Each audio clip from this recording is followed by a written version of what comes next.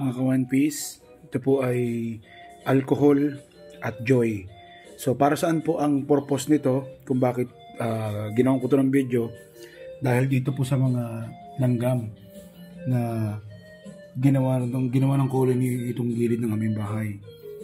So masasabi ko lang 100% effective, patay po ang langgam dito, maging yung lamok, ipis, lalo na yung langgam. Kapag lamok naman, ilagay nyo lang sa spray, tapos tsaka nyo i-spray, patay ang lamok dito. So yun lang, sana nakatulong. Kung marami kayong langgam dyan, ganun ang gawin nyo. Tapos siyempre meron akong brush para kukuskus ko rito, para hindi na nila daanan ulit itong kilid. And kanina napakadaming langgam dyan, ngayon nawala na. So yung mga langgam na nandoon, hindi na nagtuloy dito kasi takot sila sa formula ng joy at suka.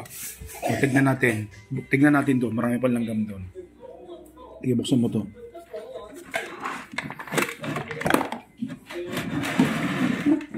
So ayun, ang dami langgam. Ayan, hindi na sila nagtuloy, hanggang dyan na lang sila. Ayun, tinan nyo. Hindi na, hanggang dyan na lang sila nakatigil. Yan. So yung application, bubuhusan lang muna ng ginawa nating pampatay ng mga langgam. Ito. Yan. Pag nabuhusan na yan, tsaka kukuskusin. Yan. Para mapuksa. Ayan pa yun. Kaya pala ang dami langgam may bigas na naipon doon. Yan. Effective to mga ka-One Piece. Ganito ang itry nyo.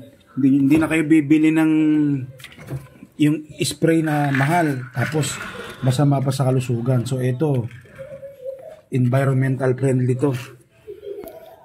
Tsaka home remedy. Yung material, yung sangkap na ginamit, nandito lang din sa kusina. So yun, effective na pamatay ng insekto na makikita lang sa kusina. Suka at joy. Yan, ang dami lang langgam na namatay, oh. Kita niyo yan?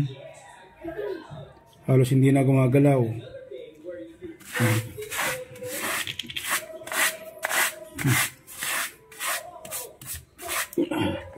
So, wala na. Clear na yung area. Yun. Sige, bukang. So, ito pa. May konti pa. Yun. Yun.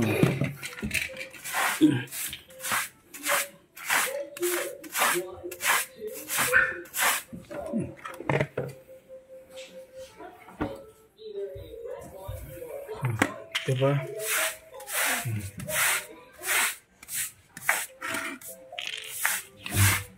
Tapos ang mga maliligayang araw ng langgam.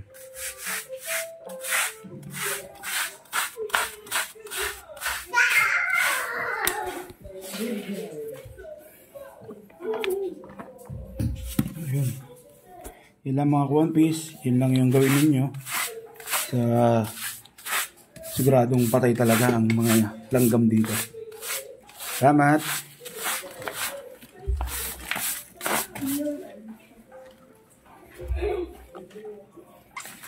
Lagyan mo na yun dun sa plastic.